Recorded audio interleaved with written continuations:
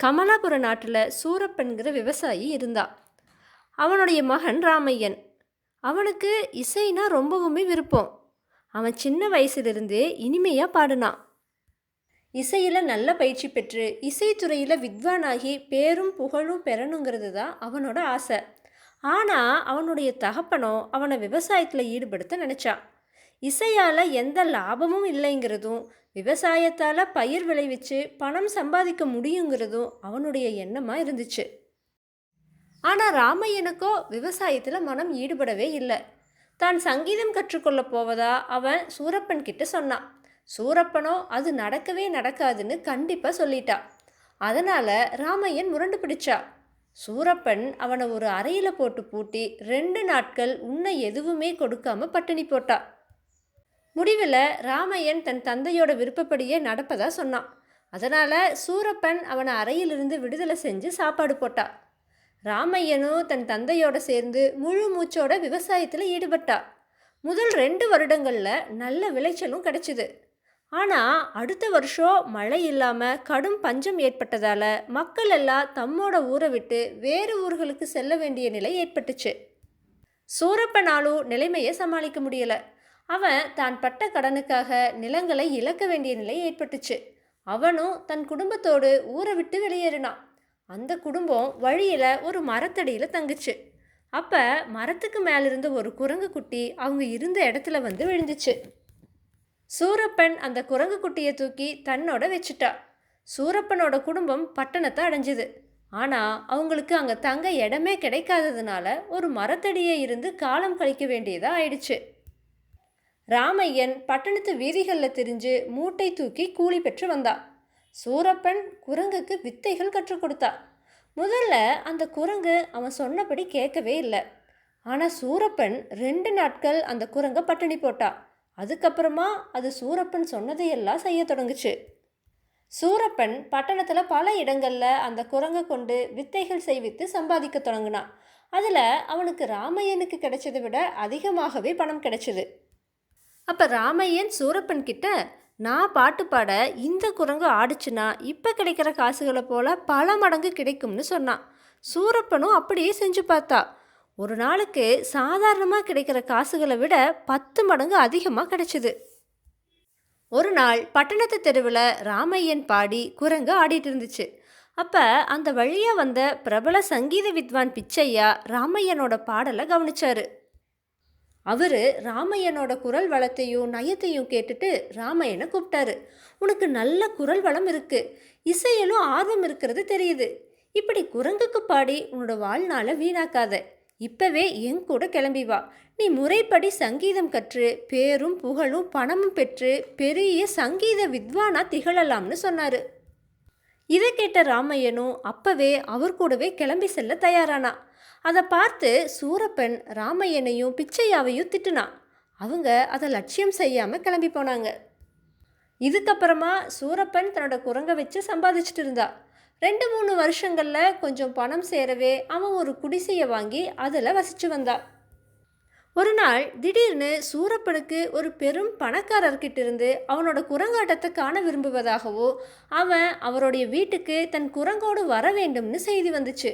அதுக்கு 1000 வராகன்கள் கிடைக்கும்னு தெரிஞ்சதும் சூரப்பன் தன் குரங்கோடு அந்த பணக்காரரோட மாளிகைக்கு போனான். அங்கே வேலைப்பாடோடு கூடிய அழகான ஆசனத்தில் அந்த மாளிகையோட சொந்தக்காரர் அமர்ந்திருந்தார். குரங்காட்டம் முடிஞ்சதும் அந்த பணக்காரர் 1000 வராகன்கள் அடங்கிய ஒரு மூட்டையை சூரப்பனுக்கு முன்னாடி விட்டெறிஞ்சார். உனக்கு இன்னமும் நான் யாருன்னு தெரியல தானே? நான் தான் ராமையன்.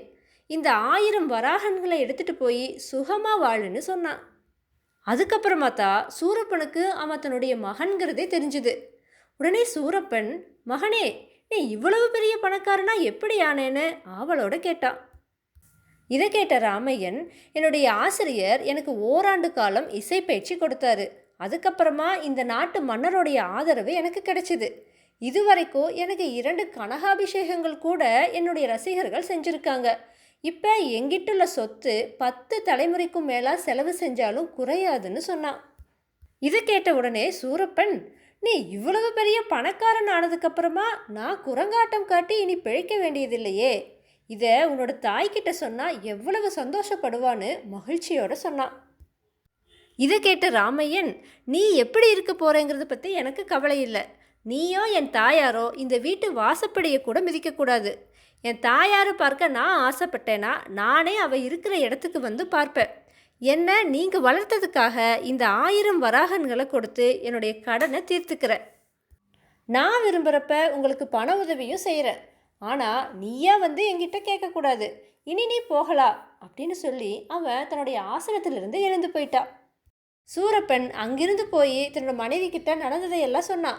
அதை கேட்டு அவ கோபத்தோட, பெத்த தாயையும் தந்தையையும் படியேற வேண்டாம்னு சொன்னா, நாம் போய் நீதிபதி கிட்ட நியாயம் கேட்போம்னு அவ சொன்னான். அவங்க 2 பேரும் நீதிமன்றத்தில் நீதிபதி கிட்ட முறையிட்டாங்க. அவரும் ராமையனை வரவழைச்சு விசாரித்து எல்லாத்தையும் தெரிஞ்சிட்டாரு. அவர் முடிவில் ராமையன் தனக்கு சங்கீதம் கற்றுக் கொடுத்தவரை தன்னுடைய தந்தையாக நினச்சி அவரை அவருடைய குடும்பத்தோடு தன் வீட்டில் வச்சுட்டா. அது முற்றிலும் சரிதான். ஆனால் அவன் தன் பெற்றோர்களுக்கு 1000 வராகன்கள் கொடுத்துட்டா பொறுப்பு முடிஞ்சிருச்சுன்னு நினச்சது தவறு. அவன் அவங்களுக்கு தனக்கு பதிலாக ஒரு குரங்கு குட்டியை கொடுக்கணும்னு தீர்ப்பு சொன்னார்.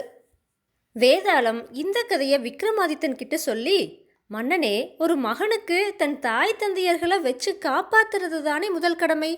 ஆனால் ராமையன் அப்படி செய்யலை.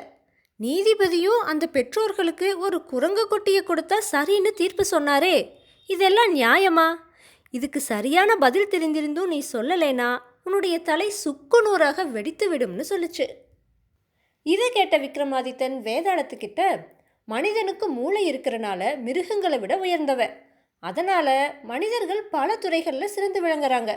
அவங்க தம்முடைய மக்களுக்கு தக்கபடி கல்வி கொடுக்குறாங்க. ஆனால் சூரப்பன் அப்படி செய்யாமல் தன்னுடைய மகனை வயலில் வேலை செய்ய வச்சா. தன் மகன் விரும்பிய இசையை கற்கவும் விடலை. அவன் குரங்கு குட்டியை பட்டினி போட்டு எப்படி வித்தைகளை செய்ய வச்சானோ அது போலவே ராமையனை பட்டினி போட்டு விவசாயம் செய்ய வச்சா. எங்கோ பிறந்த குரங்கு தான் சம்பாதித்ததை தன்னுடைய தாய் தந்தையருக்கு கொடுக்காம சூரப்பனுக்கு கிடைக்க செஞ்சிச்சு. இது மாதிரி ராமையன் தனக்கு பயிற்சி கொடுத்து முன்னுக்கு வர செஞ்ச தன்னுடைய குருவையும் அவருடைய மனைவியையும் தன்னுடைய தாய் தந்தையர்களாக கருதி தன்னோடு வச்சுட்டா. ராமையன் தன்னுடைய பெற்றோரை விட்டு வந்துட்டதுனால அவனுக்கு பதிலாக குரங்கு குட்டியை நீதிபதி கொடுக்க செஞ்சது சரிதான். சூரப்பெண் அதை தன்னுடைய இஷ்டம் போல பழக்க அது அவனுக்கு மகனை போல பணம் சம்பாதிச்சு கொடுக்கும். அதனால் ராமையன் செஞ்சதும் நீதிபதியோட தீர்ப்பும் சரியேன்னு சொன்னார். விக்ரமாதித்தனோட இந்த சரியான பதிலால் அவருடைய மௌனம் கலைஞ்சது. அவர் சுமந்து வந்த வேதாளம் உயர கிளம்பி போய் மறுபடியும் முருங்கை மரத்தில் ஏறிடுச்சு. தன்னோட முயற்சியில் சற்றும் மனம் தளராத விக்ரமாதித்தன் மறுபடியும் முருங்கை மரத்து மேலே ஏறி அதில் தொங்கிட்டு இருந்த வேதாளத்தை பிடிச்சு கீழே இறக்கி மீண்டும் நடக்க துவங்கினான்.